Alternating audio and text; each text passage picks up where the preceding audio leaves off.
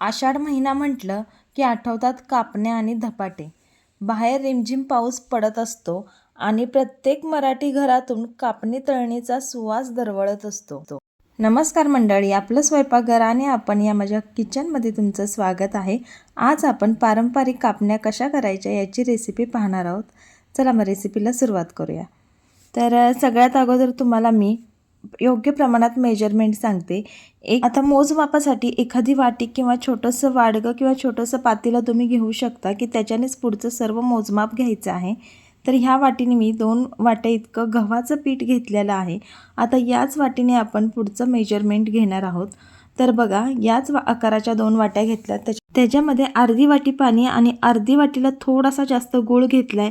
2 चमचे तेल घेतले, 4 चमचे बेसन पीठ घेतलेलं आहे, बडीशोप 1 चमचा घेतली आहे, खसखस घेतलेली आहे आणि चवीनुसार मीठ घेतलेलं आहे.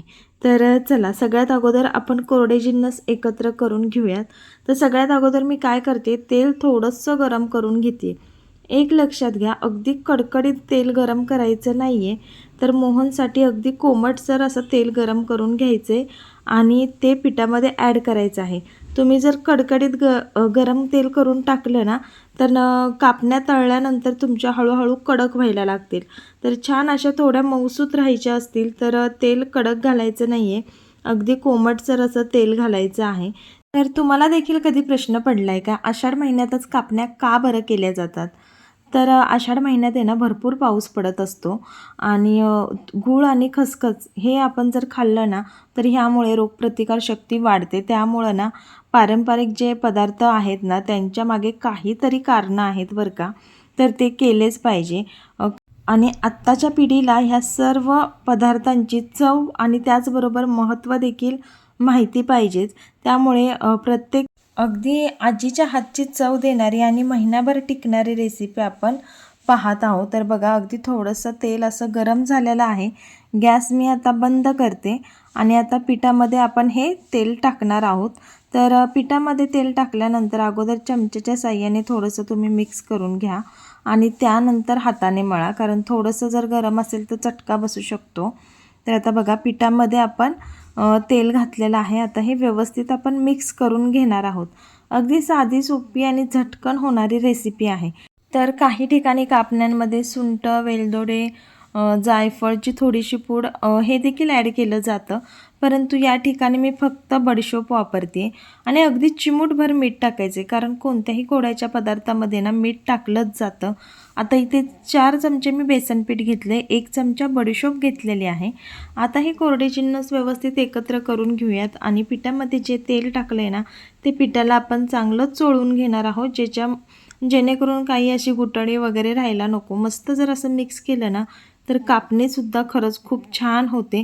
तर ह्या काही लहान मोठ्या टिप्स असतात, त्या आपण व्यवस्थित फॉलो केल्या ना, तर खरंच आपला पदार्थ खूप रुचकर होतो. तर बघा, अशा प्रकारे मस्त असं पीठ मिक्स झालेलं आहे. आता आपण गुळाचं पाणी करून घ्यायचं आहे. तर कापणीसाठी गुळाचा पाक करायची काहीही गरज नाही. फक्त गूळ वितळेपर्यंत आपण हे गॅसवर गरम करून घेणार आहोत आणि गूळ वितळला की लगेच गॅस बंद करायचा आहे. त्याचा आपल्याला पाक करायचा नाही आहे. आणि आता पाणी आणि गूळ छान मिक्स होतं आहे. तोपर्यंत तुम्ही आपल्या चॅनलवर नवीन असताल, चॅनल अजूनही सबस्क्राईब केलं नसेल तर आमच्या चॅनलला प्लीज पटकन सबस्क्राईब करून घ्या. तर बघा, मस्त असा गूळ आता वितळत आलेला आहे. निम्मा गूळ वितळला आहे आणि जे काही खडे असतात ते व्यवस्थित वितळले गेलेत. बघा, आता गॅस बंद करायचा आहे आणि चाळणीने हे जे गुळाचं पाणी आहे ना, ते गाळून घ्यायचं आहे. याचं कारण असं की गुळाचे काही खडे किंवा गुळामध्ये जो काही कचरा वगैरे थोडाफार असतो, तो बाजूला निघण्यासाठी अशा प्रकारे गुळाचं पाणी गाळून घ्यायचं आहे. तर बघा, गरम गरम पाणी टाकायचं नाही आहे. छान हे कोमटसर झालं ना, मग हे पिठामध्ये ॲड करायचं आहे. सगळ्यात अगोदर गुळाचं पाणी कोमट करून घ्यायचं आहे, त्यानंतरच पिठामध्ये टाकायचं आहे. आता पिठामध्ये टाकल्यानंतर आपण हे पीठ छान मळून घेणार आहोत. तर सगळं पाणी मी एकाच वेळेस टाकलं. तर एवढं जर पाणी पुरलं नाही तर अगदी थोडंसं, म्हणजे पीठ घट्ट व्हायला जर तुम्हाला साधं पाणी घ्यावं लागलं तर थोडंसं घ्या, किंवा या पिठामध्ये जर मळलं गेलं तर तुम्ही मळू शकता. आता तुम्ही पाहू शकताय, छान असं पीठ मळलं जातं आहे. तरी पण थोड्याशा पाण्याची आपल्याला गरज लागणार आहे. ते पाणी थोडंसं वरून घेतलं तरी चालेल, पण गोडव्यासाठी एवढा गूळ आणि एवढं पाणी अगदी पुरेसं आहे. तर आता हा पिठाचा गोळा आपण छान मळून घेणार आहोत. तर मळताना देखील बघा अगदी सैलसर मळायचा नाही आहे किंवा जास्त घट्टही मळायचा नाही आहे. तर बघा मस्त पीठ मळलं गेलेलं, परंतु थोडंसं एक 4 चमचे का होईना पाणी लागलं तर थोडंसं ते आपण वापरू शकतो.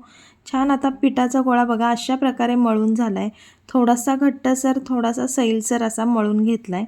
आता 5 ते 10 मिनटानंतर आपण कापण्या करणार आहोत. तर बघा आता 5 ते 10 मिनटानंतर मस्त पीठ भिजलं गेलेलं आहे. आता हा थोडासा पोर्शन मी बाजूला काढते. एक मस्त गोळा करून घेतलेला आहे. जेव्हा आपण कापण्यांची पोळी लाटतो तेव्हा कोरड्या पिठाचा वापर करायचा नाही.